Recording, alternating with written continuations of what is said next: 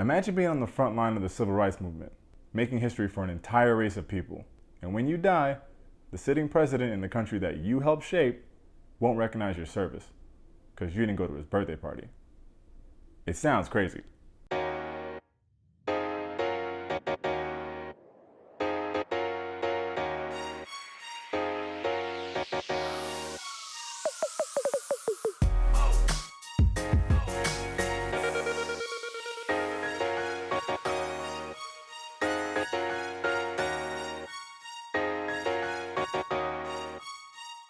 Alright, welcome to Tate's Take.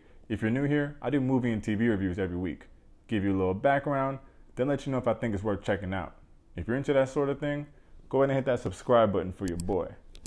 For my regular Tate's Takers, let's recognize some service. Good Trouble is a documentary about the legendary civil rights leader and congressman John Lewis. It was directed by Don Porter, who also made Bobby Kennedy for President on Netflix, and while working on that documentary is how she met John Lewis.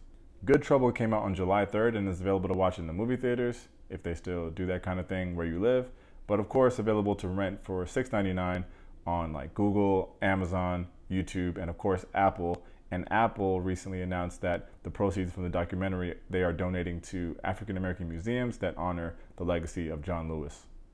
So, a lot of people may have seen John Lewis in the news lately because of his passing, but I would imagine that a good amount of those people, especially in my generation, don't really know his full story. Good Trouble displays John Lewis's 60-plus years of social activism, not only at the grassroots level, but also on the Congress floor. The director uses present-day John Lewis telling his story with the help from his family, as well as a lot of the folks that he's worked with throughout the years. When you watch the documentary, you see him walking through all these cities. He's getting stopped like every 5 seconds. People telling him how inspirational he is, how he's their hero. He's like the Quincy Jones of politics. But I'll be the first to admit, I didn't know enough about what he did for the country and for how long. So here's a quick summary. The documentary takes you back to John growing up in the 1940s in Alabama, so you already know. He lived on a good-sized piece of land because his parents were sharecroppers, but John wanted to be a preacher, so he started preaching to the damn chickens on their land at 5 years old.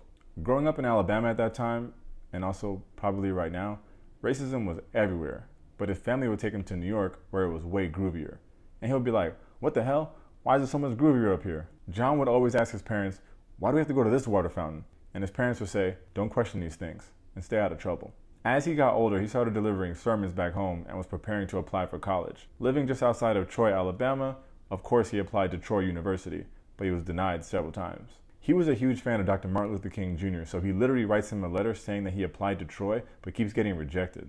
His grades were great, he loved to read, etc.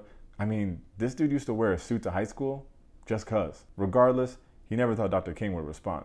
Not only does my guy respond, but Dr. King sends him a round-trip bus ticket for him to pull up and kick it with him. Now let's think about this. If Dr. Martin Luther King Jr. can respond to this guy's letter, I think Rihanna could respond to my DM. Nah, still nothing. Anyway, Dr. King realizes this John Lewis kid is alright, and they start working together more closely. Very Alexander Hamilton-ish. I need to explore that more at a later date. So that's how Lewis and King became close, and how Lewis became one of the big six that helped organize the March on Washington. The March on Washington obviously is where Dr. King delivered his I Have a Dream speech. But the lesser known fact is that John Lewis also gave a speech in which he was the youngest person to do so at the age of 23. We must say, wake up America, wake up, for we cannot stop, and we will not and cannot be patient.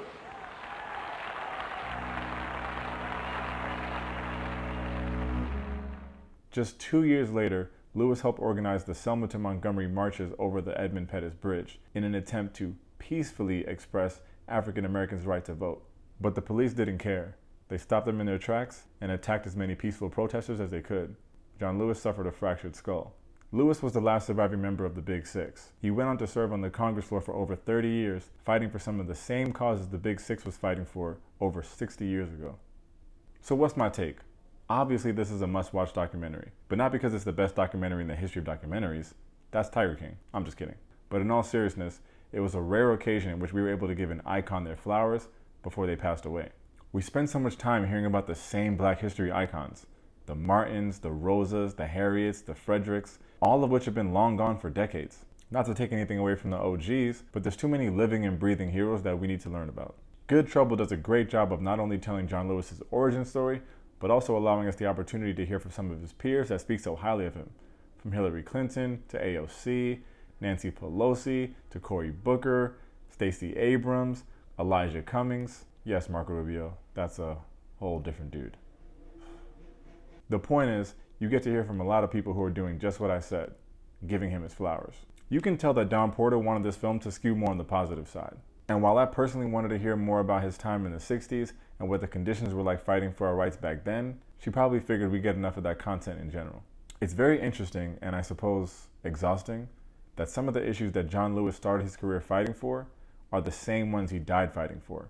Just like I mentioned earlier about the Selma marches and the fight for the black vote, over 50 years later, John Lewis died still fighting against voting injustices, this time in the form of voter suppression. So what the hell is going on now? Here's a quick rundown. Before the 2016 election, more than a dozen states passed laws that required voters to show a government-issued ID before they voted. In 2016, 11% of Americans didn't have one of these eligible IDs. And when you break it down further into black people, that number jumps to 25%. The Democratic-controlled government was doing their best to block these laws. But in 2010, when the Republicans took control, they got to work cooking these boys back up. They even got help from the Supreme Court in 2013 when they voted to roll back parts of the Voting Rights Act of 1965. Savage. Of course, the Republicans were claiming that these voter ID laws helped to prevent voter fraud.